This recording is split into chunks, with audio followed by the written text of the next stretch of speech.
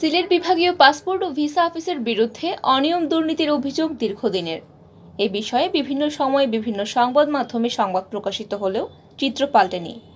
এমন অভিযোগের পরিপ্রেক্ষিতে তদন্ত করতে বৃহস্পতিবার দুপুরে সিলেট বিভাগীয় পাসপোর্ট ও ভিসা অফিস পরিদর্শন করেছে দুর্নীতি দমন কমিশন দুদকের একটি দল। দুদক দল প্রাথমিক তদন্তের জন্য এই পরিদর্শন করেছে বলে জানিয়েছে সংশ্লিষ্ট সূত্র।